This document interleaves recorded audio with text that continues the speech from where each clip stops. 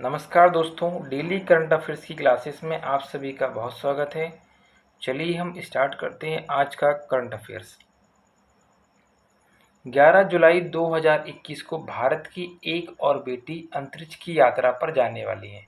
अब यह बेटी कौन है?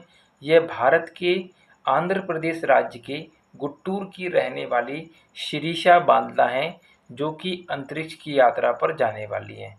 इनसे पहले कल्पना चावला और सुनीता विलियमसन अंतरिक्ष की यात्रा पर जा चुकी हैं। यह तीसरे ऐसी महिला होंगी जो कि भारत की होंगी और अंतरिक्ष की यात्रा करने वाली हैं। यदि हम ओवरऑल सभी लोगों की बात करें, भारत में पुरुषों को भी शामिल कर दिया जाए, तो इनका स्थान कौन सा होगा? फोर्थ, क्योंकि पहली बार अंतरिक्ष की यात्रा पर कौन गए थे? राकेश शर्मा जी, उसके बाद में कल्पना चावला, उसके बाद में सुनीता विलियमसन और अब कौन जाने वाली है? शिरीषा बांदला। चलिए अब हम इसमें जान लेते हैं ये किस कंपनी की सहायता से अंतरिक्ष की यात्रा के लिए जाने वाली है। शिरीषा रिचर्ड ब्रैंसन की स्पेस एजेंसी वर्लिन गैलेक्टिक के माध्यम से, जिनका नाम क्या है उसका, वर्जिन ऑर्बिटल यान में बैठकर अंतरिक्ष की सैर करने वाली है। देखिए इनका फोटो सामने आ गया। इनका नाम क्या है? शिरीषा। ठीक है। कंपनी का नाम क्या है? Virgin galactic. और जिस यान में वह बैठकर जा रही उस यान का नाम क्या है? Virgin orbit. इस यान में कुल 5 अंतरिक्ष यात्री अंतरिक्ष की सैर करने के लिए जा रहे हैं और उनकी इस मिशन का नाम क्या है? यूनिटी 2020। वर्जिन ऑर्बिट यान मैक्सिको से प्रक्षेपित किया जाएगा। ये बात भी आपको याद रखना है। पेपर के लिए आपको केवल इतनी सी बात याद रखना है कि हाल ही में ऐसी कौन सी महिलाएं जो कि भारत की निवासी हैं और अंतरिक्ष की यात्रा पर गई हैं। तो नाम क्या होगा? आंध्र प्रदेश की शिरीषा बांदला।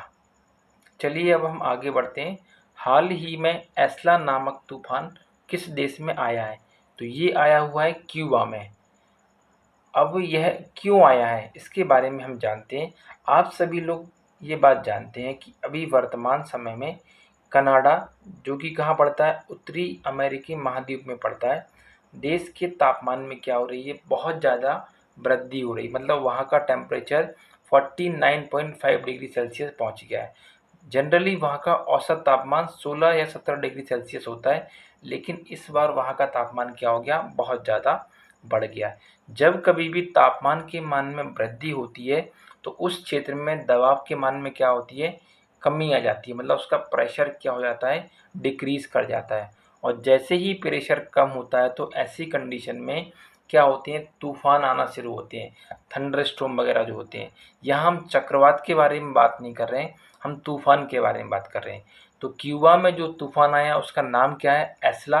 वो क्यों आया है? क्योंकि वहाँ का जो तापमान है वह अचानक से बढ़ गया है और वहाँ पे दबाव की क्या हो गई है? कमी हो गई है।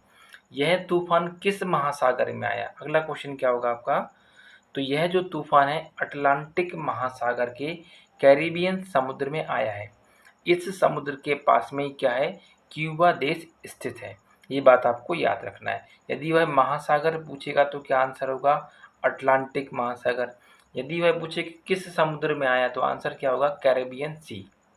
ठीक है। चलिए मैप के जरिए हम इस बात को समझते हैं।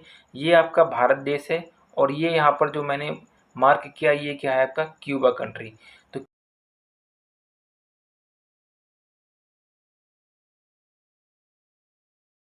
शेप बना रहा हूँ एस टाइप की, ये क्या है? आपका अटलांटिक महासागर। और जो ऊपर ये जो मैंने ड्रॉ किए एरो के रूप में, तो ऊपर वाला जो हिस्सा है वह क्या है? ये पहला वाला ये उत्तरी अमेरिका है, नीचे वाला दक्षिणी अमेरिका। इस तरफ जाएंगे यूरोपीय महाद्वीप और यहाँ पर आओगे तो क्या होगा? क्या बोलते हैं? अफ्रीकी महाद्वीप। तो इन 4 महाद्वीपों के बीच में क्या होता है? एस आकृति का अटलांटिक महासागर होता है। तो इसी महासागर में क्या हुआ है? ये वाला क्या है? आपका तूफान यहीं पर आया हुआ है। ठीक है। चलिए क्यूबा के बारे में बात करते हैं। तो क्यूबा की जो राजधानी है वह क्या है? हवाना। ठीक है।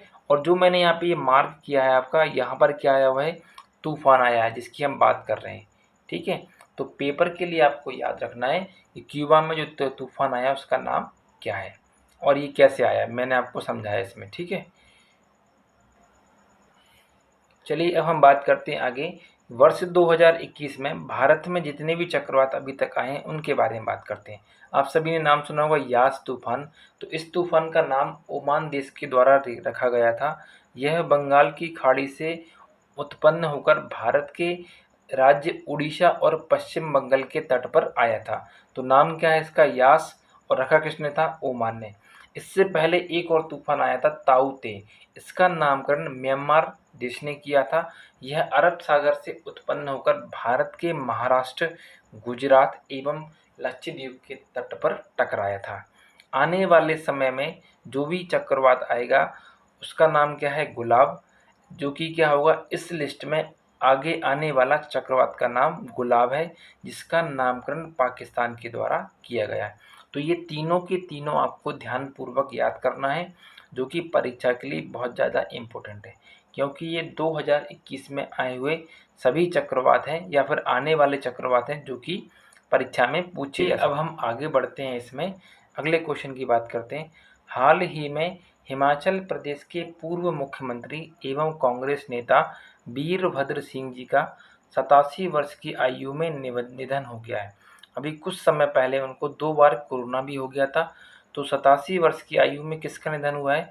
वीरभद्र सिंह का। यह हिमाचल प्रदेश के 6 बार मुख्यमंत्री बने थे। सर्वप्रथम 1983 में वे हिमाचल प्रदेश के मुख्यमंत्री बने थे। तो आपको पेपर के लिए याद रखना है कि वीरभद्र जी कहाँ के थे? हिमाचल प्रदेश के 6 बार के मुख्यमंत्री बने थे, जिनका हाल ही में क्या हुआ है? निधन हो गया है। ठीक है, अगले क्वेश्चन की बात करते हैं।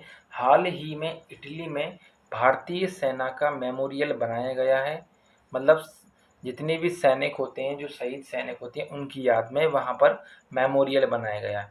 इस मेमोरियल का उद्घाटन, मतलब इसका इनॉग्रेशन जो करेंगे, भारत के सेना प्रमुख एम नरवणे अपने इटली की यात्रा के दौरान वहाँ पर करेंगे। साथ ही एन नरवणे यूके की यात्रा का भी दौरा करेंगे। यदि हम इटली के राज्य देश की बात करते हैं तो इटली की राजधानी क्या है? रोम। यहाँ की मुद्रा क्या है? यूरो। और रोम शहर जो कि तिबर नदी के किनारे स्थित है, ये बात भी आपको याद रखना है, क्योंकि बहुत से ऐसी कंट्रियां हैं जो कि क्या होती है? नदी के किनारे पर स्थित होती हैं, तो उनके नाम भी हमें याद रखना है। पेपर के लिए आपको इसमें याद रखना है कि इटली में भारतीय सेना का मेमोरियल के उद्घाटन किसने किया? तो सेना प्रमुख एम नरवणे ने इसका क्या किया? इनॉग्रेशन किया है। ठीक है, एमएसएमई मंत्रालय ने बोल्ड नामक प्रोजेक्ट लॉन्च किया है और इसके मंत्री कौन है? नितिन गडकरी जी। एमएसएमई का फुल फॉर्म क्या होता है? Micro small and medium enterprises. Hindi में यदि इसका फुल फॉर्म होता है तो वह क्या होगा? सूक्ष्म, लघु और मध्यम उद्यम। तो पेपर के लिए आपको याद रखना है कि एमएसएमई के द्वारा कौन सा प्रोजेक्ट लॉन्च किया गया है। तो आंसर क्या होगा? बोल्ड। चलिए हम अगले क्वेश्चन की बात करते हैं अब इसमें। अगला क्वेश्चन है आपका, 20 से 28 नवंबर 2021 तक गोवा में 52वां अंतर्राष्ट्रीय फिल्म महोत्सव आयोजित किया जाएगा। यह महोत्सव प्रत्येक वर्ष गोवा में ही आयोजित किया जाता है। जो 51 वाला हुआ था वो भी कहाँ पर आयोजित हुआ था? गोवा में। और 52 वाला भी कहाँ पर होगा? गोवा में ही आयोजित किया जाएगा। यदि हम गोवा की बात करते हैं तो यहाँ की राजधानी क्या है? पणजी। गोवा के मुख्यमंत्री कौन है? प्रमोद सावंत जी। एवं यहाँ के राज्यपाल जो कि अभी बनाए गए हैं, PAS श्रीधरन पिल्लई जी, जो कहाँ के हैं? गोवा के नए राज्यपाल बनाए गए हैं। तो पेपर के लिए आपको इसमें याद रखना है कि 52वां अंतर्राष्ट्रीय फिल्म महोत्सव कहाँ पर आयोजित किया गया है। तो ये आगे के लिए भी आपको याद रखना कि क्योंकि हर बार ही आपका ये कहाँ पर होता है? गोवा में ही आयोजित किया जाता है। ठीक है, चलिए हम कल के क्वेश्चन का आंसर जानते हैं। मैंने आपसे पूछा था कि मध्य प्रदेश के नए राज्यपाल कौन बना गए। बहुत से बच्चों ने, कुछ लोगों ने कमेंट किया है। तो जिन बच्चों ने ऑप्शन नंबर बी आपको आंसर किया है वही क्या होगा? इसका सही आंसर होगा। तो मध्य प्रदेश के नए राज्यपाल कौन बने? मंगू भाई छगन भाई पटेल जी, जो कि गुजरात से विधायक रह चुके हैं कई बार। ठीक है, चलिए अब जानते हैं हम आज का क्वेश्चन ऑफ डे आपका क्या है। तो आज का क्वेश्चन ऑफ डे आपका है कि 1 जुलाई को कौन सा दिवस मनाया जाता है।